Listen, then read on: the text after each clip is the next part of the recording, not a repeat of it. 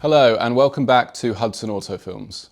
Today you join me back with the world's rustiest Aston Martin. If you haven't seen the last few episodes, we braced up what was a bent and very flexible chassis. So now it's completely rigid and fantastically straight, which I wasn't sure was possible. But now it's all braced up, the next step really is to treat the rust. But in order to treat the rust, we need to do the final strip down. In this case, we need to drop the axles.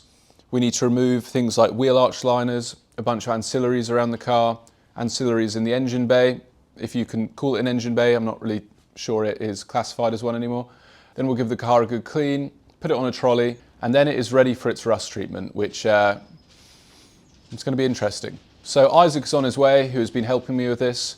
So I need to get the car up on jack stands, pull the wheels off, and then we can start dismantling. Okie dokie. Stop it. That's on video. Exactly. Come on. Isaac is back. Hello, YouTube.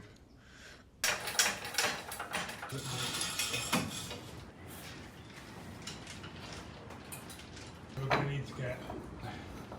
Yeah.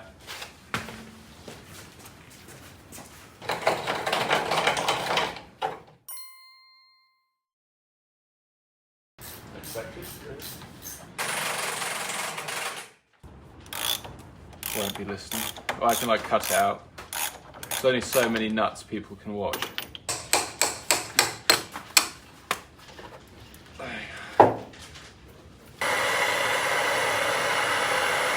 Oh, it's amazing what a bit of heat does. Fantastic. You'll need new bushings, but... I think that's the least of my worries, the bushings at this point. Thank you. Well, we've got this bolt here, this nut here. Yeah. And it's spinning, which is really inconsiderate. So we've got to get to the top of it, but then the prop shaft's sort of in the way. So we've got to pull the prop. Although I think we could maybe get a spanner on it.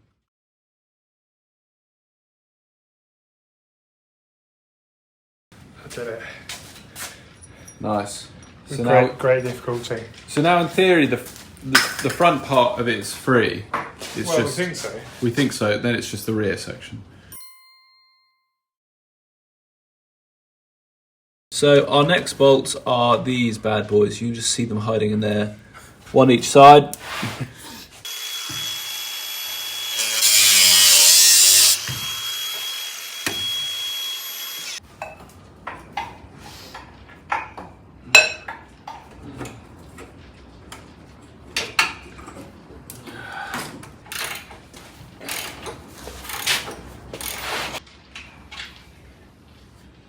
Oh my god.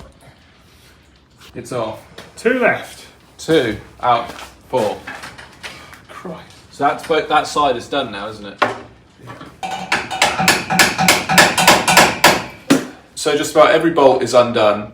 Now we're doing a bit of a juggling act of lifting the car body up so it takes the weight off the axle and essentially just trying to release it. Be off now.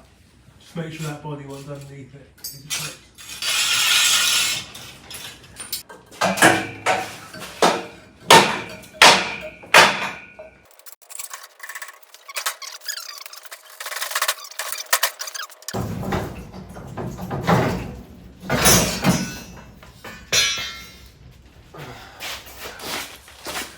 Day 2.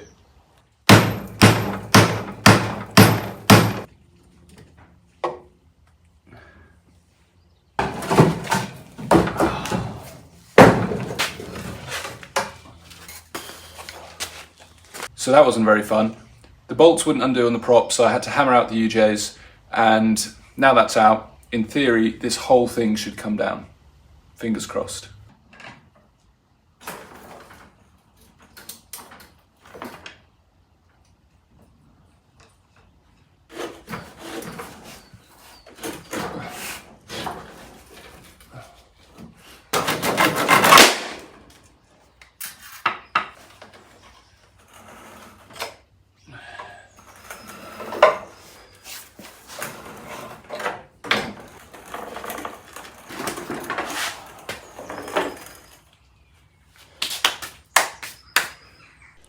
Well, that was quite a job.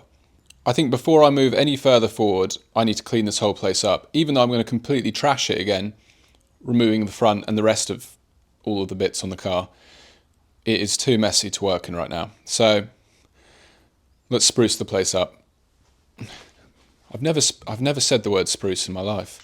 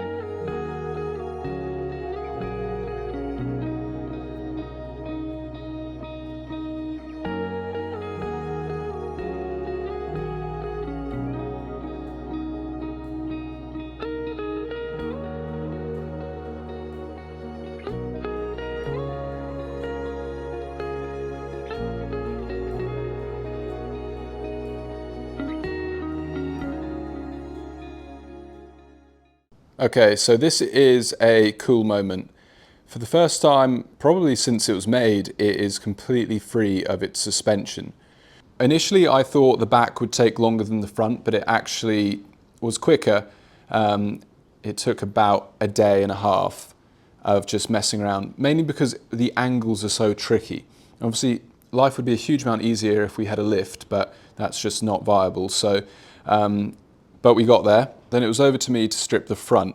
This first side was problematic, mainly because I ran into 3 instances where I didn't have the right tools, so I had to order things. And the only technical data I could really go off was an exploded diagram of the suspension, which was only helpful to a point. But as you can imagine, everything was so incredibly seized in place. Thankfully, the suspension turrets are really good, so that is a relief. This one took a couple of days, and the other side took about 25 minutes. So yeah, life is a lot easier when you have the right tools. So here are the parts we've taken off. So I've got the massive Salisbury de Dion rear axle setup, steering rack, and then that's the Essex from the Bullet. Then down here we have got the front suspension all laid out nicely. But yeah, it just looks quite a thing now. It is largely stripped, but we're not done yet. I need to get rid of things like wiper motors, remaining bits of steering, horns, wheel arch liners, handbrake, and final suspension mounting bits like those. And if I take you to the back, dampers and all that sort of thing. So yeah, I'm going to crack on and do that, and then we should have a pretty much bare shell.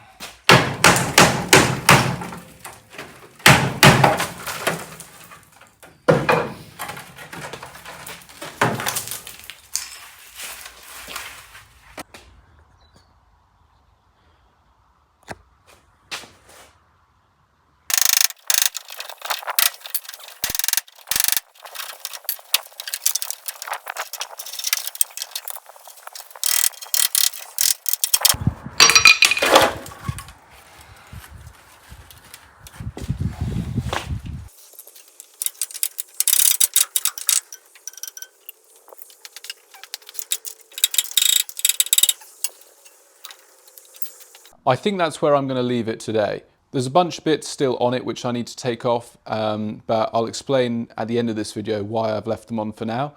But the last thing I want to do before we wrap things up is just clean the car out a little bit. There's so much debris in it. It's going to get even more dirty very soon, which I'll also explain why. But it's just nice to keep on top of these things, and it just makes it a nicer thing to work on. And every little bit counts on that front when you're working on something so rusty. So yeah, let's do that.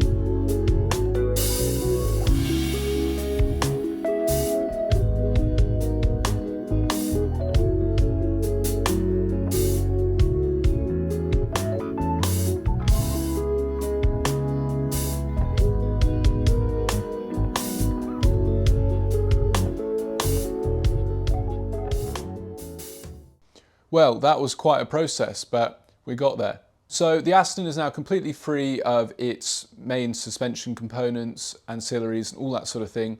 There are still a few bits on it, which I'll explain in a second why. Also, as you saw, I give the inside a good sweep out, which has made me feel a lot better actually. The car has been such a mess for such a long time, on top of the fact it is a mess in itself. But having sat outside for a while when we were bracing it, all of the stuff that has fallen into it, it's nice just to clear it out and see what we've got. And for me, where it counts, the car is there, which is good. A semi-reassuring thing, which I mentioned a long time ago about these cars, is how simple their construction is. And actually, as we've delved deeper into it, it really is true. When you look at the chassis structure and the floor structure, it is very simple. I'd say the most complex part of the whole car is probably the bulkhead.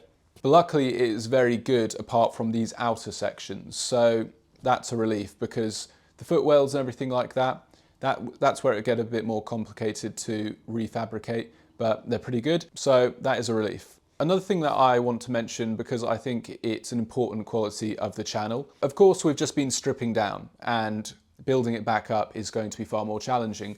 But regardless, we've been able to get to this point by using not much more than hand tools and light battery powered tools. Of course we used the welder, it's a basic Clark welder, but all in all, nothing fancy. And really, when you think back to how these cars were being made, they didn't have all the luxuries that we have now of these crazy high-tech tools and workshops. It was just pretty manual. The amount you can get done with basic tools will surprise you. The huge challenge for this car will be the welding. And it's not particularly challenging welding, it's just the sheer quantity of welding. And of course, welding is the big thing which I think shuts down a lot of restorations for people, because if you can't do it yourself, it is an incredibly expensive thing to outsource. But anyway, what is next for this car? So really, the next significant process in this restoration is rust removal. I'm not going to delve into exactly what method we're using, but after a lot of research, there has been a clear winner. But without giving anything away, of course it requires the car to be completely stripped, but also with this method, it's a lot less aggressive than things like acid dipping. So to get the absolute best out of this procedure, I need to have as much metal exposed as possible. I think this video has made it especially clear that there is a lot of underseal still all over the car. So in my opinion, the next step for this car before it goes off for that treatment is to get it on the rotisserie, take it outside, have full access of the car, 360 degrees, and completely scrape it clean. Which is why I've left a few parts on, because I know they'll be so much easier to remove when the car is, facing me and up in the air. By completely removing anything that will get in the way of the rust treatment, that will ensure we are left with the cleanest possible car. It's not just under seal and parts. There's lots of little bits like this old sound deadening everywhere, foam, all that sort of thing. The more we can remove, the better. Also, I would like to remove the roof. These are almost always left on in restorations because they're a bugger to get off. And they're left on because the roof area doesn't typically rust. But, of course, my roof is pretty rusty. But I think once it's on the rotisserie and I have better access, I'll be able to carefully remove the roof and then strip it. Then we'll have a completely bare car and then it can be treated. So yeah, it's getting exciting. The idea of having a rust-free car is just such a lovely idea for me. Right now, everything you do on this, you get completely filthy and you get cuts and all this sort of thing. So I'm looking forward to having clean metal and cutting out all of the bad metal. But as you can imagine, what is coming is progressively more time consuming and intensive.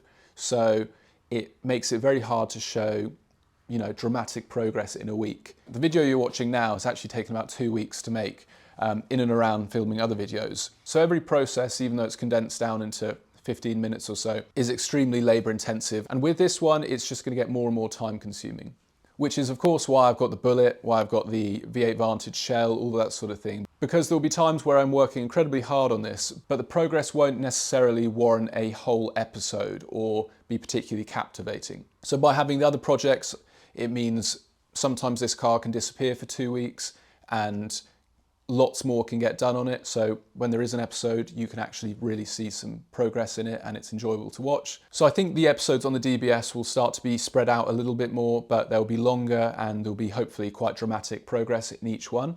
But anyway, I hope you enjoyed this episode. Please consider liking, subscribing, sharing, commenting. And if you're feeling particularly generous, click the little bell near the subscribe button, which will let you know when I put out a new episode. And if you're feeling even more generous, please check out the Patreon and the merch. Any money made goes straight into these builds, helps me make content quicker. But regardless, I'm just pleased you're here watching and I really hope you enjoyed. And until next time, take care and I'll see you then.